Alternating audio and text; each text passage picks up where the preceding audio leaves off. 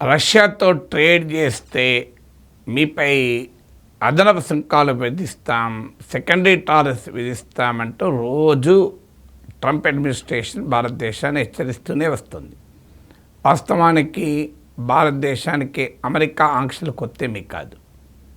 మీరు India independence వచ్చినప్పటి నుంచి చూడండి, నీకు కోల్డ్ వార్ పీరియడ్ అంతా అమెరికా శాంక్షన్సే చూసాం. 1969లో తారాపూర్ అణు రియాక్టర్కి అమెరికా ఇంధనం సప్లై చేస్తానని ముందుకొచ్చింది. ఆ తర్వాత మనం న్యూక్లియర్ నాన్ ప్రొలిఫరేషన్ ట్రీటీపై సైన్ చేయలేదు, ఎన్పిటి అని చెప్పి వెనక్కి తగ్గింది. తర్వాత 1974లో పోఖ్రాన్లో జరిగినటువంటి మీకు అణు పరీక్షల తర్వాత ఆంక్షలు విధించింది. మనం సూపర్ కంప్యూటర్లు తయారు చేస్తామంటే ఆంక్షలు విధించింది. 1998లో మళ్ళీ పోఖ్రాన్ 2 అణు పరీక్షలప్పుడు మళ్ళీ ఆంక్షలు విధించింది. చాలా కాలం మనకు న్యూక్లియర్ టెక్నాలజీ రాకుండా అడ్డుపడింది. ఆఖరికి 2008లో ఇండో యుఎస్ న్యూక్లియర్ డీల్ కుదిరినా ఇప్పటి వరకు వివిధ విభేదాల వల్ల ఇండియా అమెరికా న్యూక్లియర్ కోఆపరేషన్ ముందుకు పోలేదు. మనము ఆఖరికి క్రయోజనిక్ ఇంజన్ జిఎస్ఎల్విలో వాడే క్రయోజనిక్ ఇంజన్ కోసం రష్యాతో అగ్రిమెంట్ చేసుకుంటే దానిపై కూడా ఆంక్షలు విధించింది. ఇస్రో పైన, రష్యన్ స్పేస్ ఏజెన్సీ అయిన గ్లావ్ కాస్మోస్ల పైన.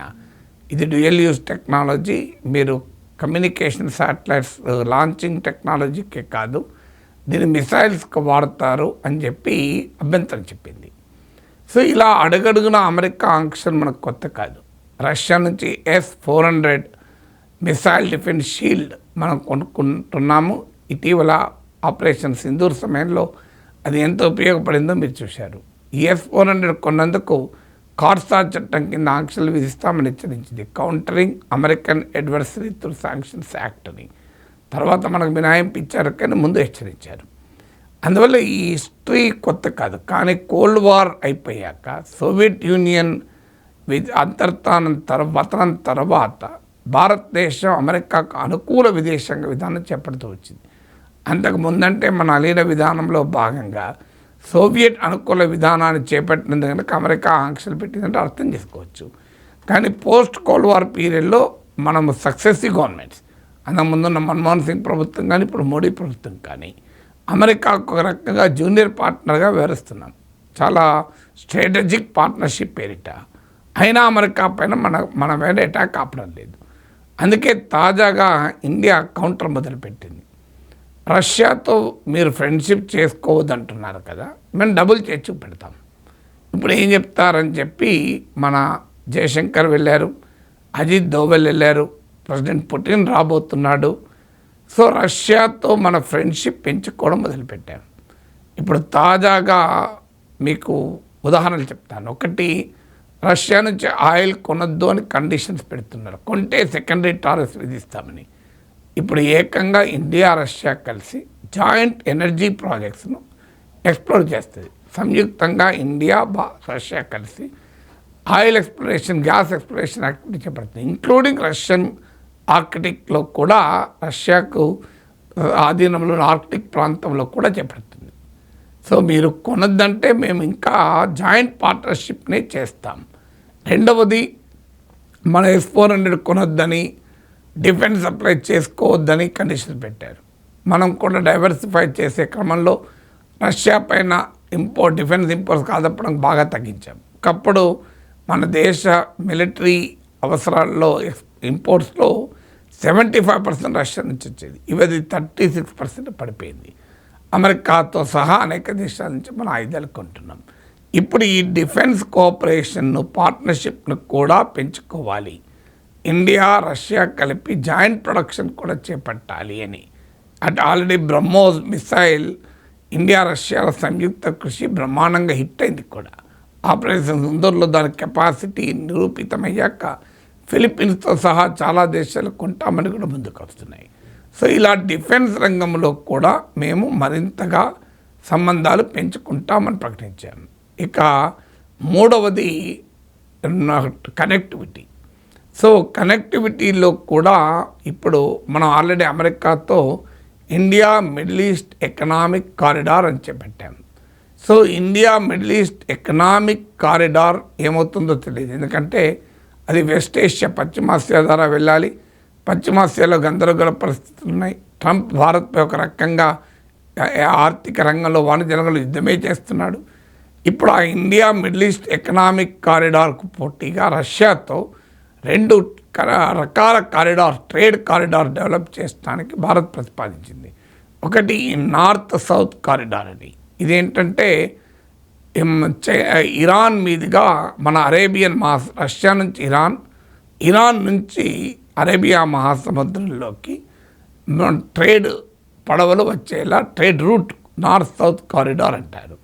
దీంతో పాటు మన ఈస్ట్ కోస్ట్ను రష్యన్లోని ఫార్ ఈస్ట్తో కనెక్ట్ చేసేటువంటి కనెక్టివిటీ ప్రాజెక్టులు.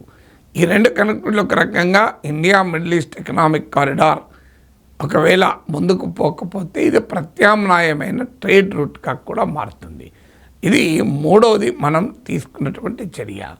సో ఇలా రష్యాతో మీరు సంబంధాలే పెట్టుకోవద్దు అని అమెరికా హెచ్చరిస్తుంటే మేము మరింత ఎక్కువగా సంబంధాలు పెట్టుకుంటాం. ఏం చేస్తారో చూడండి.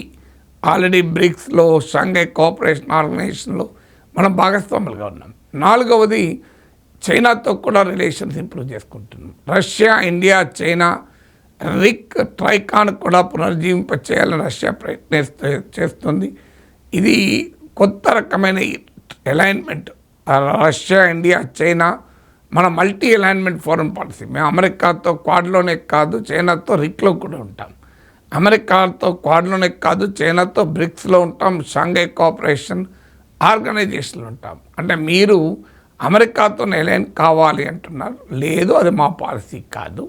మేము స్ట్రాటజిక్ అటానమీ, వ్యూహాత్మక స్వయం ప్రతిపత్తిని కలిగి ఉంటాం. అందువల్ల మాది స్ట్రాటజిక్ అటానమీని కూడా అసెట్ చేసుకున్నారు. ఇక 5వది రష్యా, ఇండియాకు మధ్య భారీగా ట్రేడ్ డెఫిసిట్ ఉంది. అంటే రష్యా నుంచి మనం ఇంపోర్ట్ చాలా ఎక్కువ చేసుకుంటున్నాం, ఎక్స్పోర్ట్ చాలా తక్కువ చేస్తుంది. ఎందుకంటే ఇటీవల ఆయిల్ ఇంపోర్ట్స్ పెరిగాక మీకు ఉదాహరణకు మనకు $13 బిలియన్ మనం రష్యాకి ఎక్స్పోర్ట్ చేస్తే $68 బిలియన్ వర్త్ మనం దిగుమతి చేసుకుంటున్నాం. అందులో కీలకమైనది ఆయిల్ ఇంపోర్ట్స్. దానివల్ల $55 బిలియన్ ట్రేడ్ డెఫిసిట్ ఉంది. ఈ వాణిజ్య లోటు కూడా మన రష్యన్ ఫారిన్ మినిస్టర్తో రేజ్ చేసిన క్రమంలో ఈ వాణిజ్య లోటు కూడా పూడ్చుకోవడం చర్చించారు. దానికి భారత్ నుంచి టెక్స్టైల్, దుస్తులు, క్లాతింగ్, అలాగే ఔషధాలు, ఫార్మాస్యూటికల్ కొనడానికి రష్యా అంగీకరించింది. రష్యా ముందుకు వచ్చింది.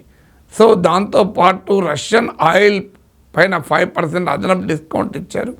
రష్యా బహిరంగానే ప్రకటించింది ట్రంప్ కనుక భారత్ పైన ఆంక్షలు వేసి భారతీయ ఎక్స్పోర్ట్ అడ్డుకుంటే వాటిని మేము కొంటాము అని. అందులో భాగంగా ఈ textiles and pharma products. Of course pharma products పైన ఇంకా పూర్తి స్థాయిలో ఆంక్షలు లేవు, కానీ టెక్స్టైల్స్ అయితే పూర్తిగా 50% టారిఫ్ దెబ్బతింటాయి. అందువల్ల మన క్లాతింగ్ అండ్ ఫార్మా ప్రొడక్ట్స్ కూడా కొనడానికి రష్యా ముందుకు వచ్చింది. ఒక రకంగా రష్యాతో పెరుగుతున్న ఈ మైత్రి ట్రంప్కు చెంపదెబ్బ లాంటిది.